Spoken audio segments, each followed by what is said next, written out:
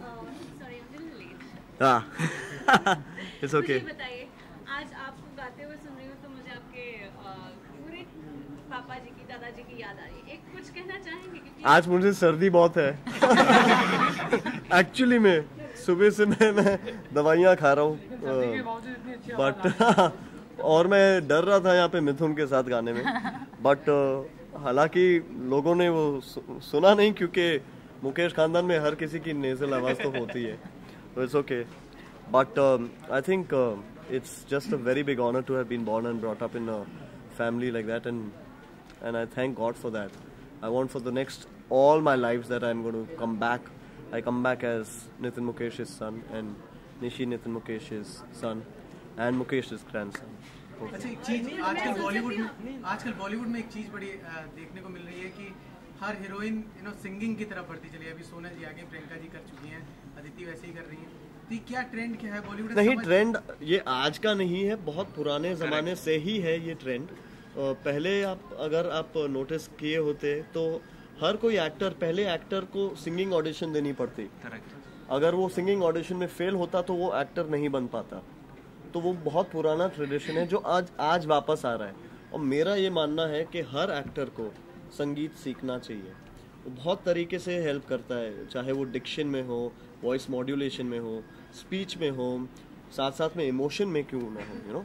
गाने से इंस्टेंटली आपको इमोशन मालूम होता है। डोंट वरी कि नील और सोनल जो है, ऐसा नहीं है कि फिल्म का म्यूजिक जब मैं तैयार कर रहा था तो बिगनिंग से ही बहुत ये पैशनेट रहे हैं म्यूजिक के बारे में। ऐसा नहीं था कि गाना जो है वो शूटिंग के 2 दिन पहले सेट पर पहुंच गया।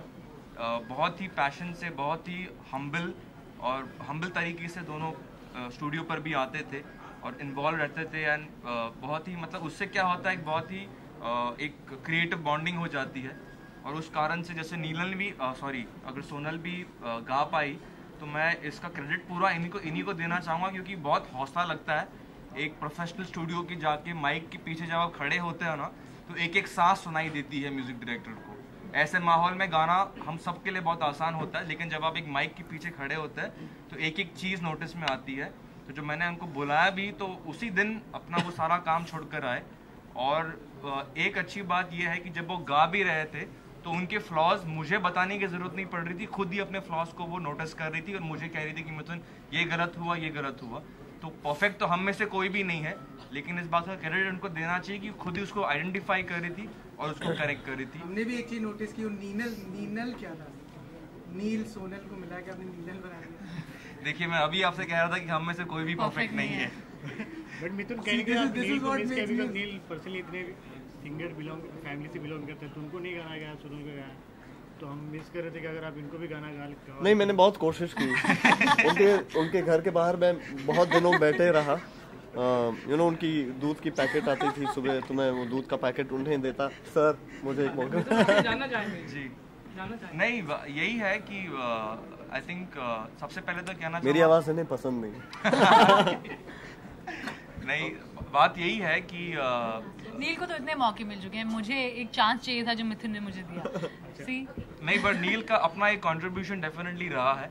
इनफैक्ट मैं ये भी कहना चाहूँगा कि जब वो स्टूडियो पर पहली बार आए थे तो he had spend more time on the script than me, क्योंकि वो पिछले 4-5 महीने से उस स्क्रिप्ट पे वर्क कर रहे थे, अपने कैरेक्टर को प्रिपेयर कर रहे थे। तो उन्होंने मुझे काफ़ी इंसाइट भी दिया रिगार्डिंग कि वो कैरेक्टर कितना डार्क है, क्योंकि थोड़ा सा it's a very slightly complicated character. तो उन्होंने उस पर भी मुझे गाइड किया और मैंने वो जो इनपुट्स है वो म्यूजिक में I have brought them out also. तो singing is not the only contribution that a musician, in fact Neel is a very good, वो पियानो भी बहुत अच्छा बजाते हैं। तो बाकायदा मेरे स्टूडियो में आके उन्होंने पियानो भी बजाया है। And I feel in his own way he has definitely contributed to the music of 3G. One last question, guys. What is 3G? What is 3G? अरे 3G क्या है? 3G आपके मोबाइल नेटवर्क पे है 3G है? So is that this is a